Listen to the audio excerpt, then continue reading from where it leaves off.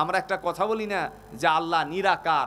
আল্লাহ নিরাকার নয়, আল্লাহর আকার আছে, তবে এই আকার নিয়ে গবেষণা করার কোনো সুযোগ নাই।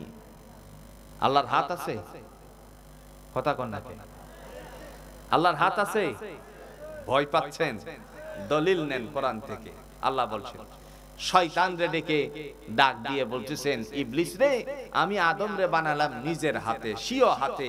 সেজদা করার কথা বললে কোন জিনিসে তোরে সেজদা থেকে দূরে সরালো? কোরআনে দলিল আছে কি?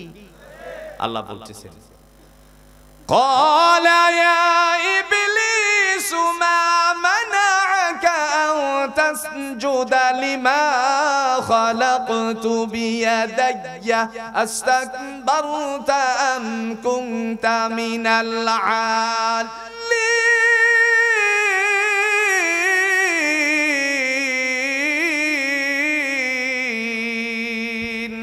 আল্লাহু আকবার, নারায়ে তাকবীর।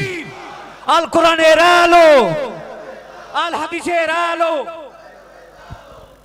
আমার ভাইরা, আল্লাহ রাব্বুল আলামিন তিনি ডাক দিয়া বলেন, হে ইবলিস, ওরে দুষ্ট, মা মানা'আকা আন তাসজুদা লিমা খালাকতু বিয়াদাইয়া, আমি যে আদমকে স্বীয় হাতে বানালাম, সেজদা করার কথা বললে পরে কোন জিনিসে তোরে সেজদা থেকে দূরে সরালো?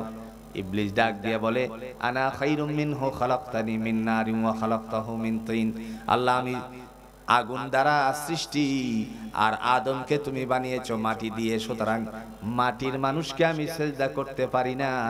আগুনের লেলিহান সর্বসময় ঊর্ধ্বমুখী, মাটি যত বড়ই হোক, জোরে বলুন, তার গতি কোন দিকে? নিচের দিকে। আল্লাহ রাব্বুল আলামিন এই কথাটাই বুঝাতে চেয়েছেন, আমি যে আদমকে স্বীয় হাতে বানালাম, তার মানে আল্লাহর হাত আছে। কথা কন নাকি? আল্লাহর কি আছে? আল্লাহর জোরে বলেন, কি আছে? তিনি আরো জবাব দিয়ে বলেন, তাবারাকাল্লাযী বিয়াদিহিল মুলকু ওয়া হুয়া আলা কুল্লি শাইইন কাদির। বরকতময় তিনি হলেন রব, যার হাতে ক্ষমতা। কার হাতে? যেটা বলেন, কার হাতে? যার হাতে ক্ষমতা। ইন্নাল্লাহা আলা কুল্লি শাইইন কাদির। আমার দেশের অনেক মানুষ আছে, নবীকে মানতে গিয়ে উল্টা পাল্টা করে, নবীকে মানতে গিয়ে তারা অনেক কিছু বানিয়ে ফেলে, এরকম মানুষ আছে কিনা? আবার দেখা যায় আল্লাহর বিরুদ্ধেও মানুষ চলে, এরকম বাংলার জমিনে জুড়ে বলেন মানুষ আসেনি? এই যে গত কদিন আগে একজনকে ধরে নিয়ে গেছে, কথা কন না কে? আমার মনে হয় এই কোরআনের বিরোধিতাকারী হিসাবে, আল্লাহর সাথে বেয়াদবি করার কারণে, এই দৃষ্টতা দেখানোর কারণে বাংলার জমিনে ফাঁসি কাস্টে তারে ঝুলানো উচিত। চিন্তা করা যায় আল্লাহ সম্পর্কে কত বড় বেয়াদবি বলছে। আল্লাহর কোনো আগাও নাই, পাছাও নাই। নাউজুবিল্লাহ বলেন। সে আল্লাহর কোরআন সম্পর্কে বেয়াদবি করেছে।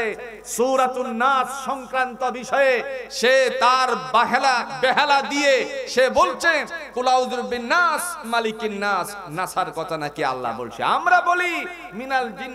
এই যে তুমি বলছো নাচতে নাচতে নাচতে, হ্যাঁ, এই অবস্থা নাসার যদি তোমারই ব্যাখ্যা হয়, তাহলে তোমার জন্য আল্লাহর শাস্তি প্রয়োগের দরকার আছে।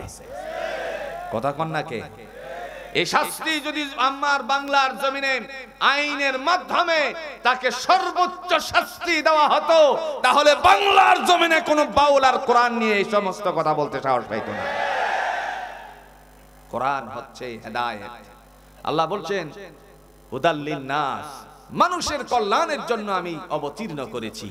বাইয়িনাতিন মিনাল হুদা ওয়াল ফুরকান, সত্য আর মিথ্যাকে পার্থক্যকারী হিসেবে আমি কোরআন অবতীর্ণ করেছি। সুতরাং এই কোরআন নিয়ে যারা দৃষ্টতা দেখায়, আমরা তাদেরকে এই জমিনের মধ্যে শান্তিতে থাকতে দেব না। এদেরকে আইনের সুপর্দ করা হবে।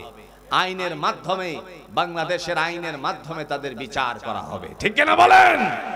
হ্যাঁ, আপনি গান গাবেন, ভালো গান গান, আমরা আপনাকে সাপোর্ট করব। ভালো গান বুঝেন তো? কথা কন নাকি? ভালো গান বুঝেন না? একটা গাইমনি। ভালো গান কি? এই সুন্দর ফুল, সুন্দর ফল, মিঠা নদীর পানি, খুদা তোমার মেহেরবানি, আল্লাহ তোমার মেহেরবানি। এবং এই গানটা কি ভালো কিনা বলেন? হ্যাঁ, আপনি ভালো গান গান। সৈয়দ আব্দুল হাদি গান গেয়েছেন, ভালোগুলো গেয়েছেন। কবি নজরুল গান গেয়েছেন, কবিতা বানিয়েছেন, ইসলামী গজল গেয়েছেন, কত সুন্দর করে গেয়েছেন। আপনি ওইগুলো গান, ও এইগুলো না গিয়ে উল্টা পাল্টা বলবেন।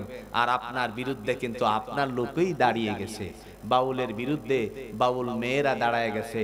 তাদেরকে কনসার্টে নেওয়া হয় না শুধু তাদের অপকর্মের সাথে লিপ্ত না হওয়ার কারণে। এই কথাও বাংলার জমিনে প্রকাশিত হয়ে গেছে, বুঝতে বলেন ঠিক কিনা? একটা কথা খুব ভালো করে মনে রাখেন, আল্লাহ বলেন লাকাদ কানা লাকুম ফি রাসূলিল্লাহি উসওয়াতুন হাসানা। আমার নবীর আদর্শের মধ্যে রয়েছে তোমাদের চলার উত্তম নমুনা। এই জন্য রাসূলুল্লাহর আদর্শের বাইরে আমরা কোনো কিছুই শিখতে পারি না, ঠিক কিনা বলেন? সাইয়্যিদুল মুরসালিন আহমদ মুস্তাফা সাল্লাল্লাহু আলাইহি সাল্লাম সাথীদেরকে ইসলাম শিক্ষা দিয়েছেন। এই কথা বলে মুসলিম যখন চলে গেল, মনে আছে কিনা ভুলে গেছেন, রাসূলুল্লাহর কাছ থেকে মুসলিম আবু যর গিফারি রাদিয়াল্লাহু তাআলা আনহুর কাছে গিফারা নামক স্থানে গিয়ে বললেন, ভাইয়া আমাকে যার কাছে পাঠিয়েছিলেন তিনি সত্যিকার অর্থে আল্লাহর নবী। যখন এই কথা শুনলেন নিজেই প্রস্তুত হয়ে রাসূলুল্লাহকে দেখার জন্য আসলেন।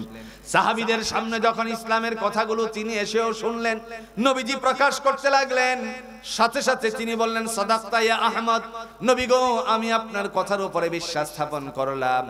তার মানে স্পষ্ট হয়ে গেল নবী কখনো মিথ্যা বলতে পারে না। সত্যের বাণী নিয়ে যিনি আগমন করেছিলেন তিনিই হলেন আমার আপনার নবী মুহাম্মদুর রাসূলুল্লাহ সাল্লাল্লাহু আলাইহি সাল্লাম।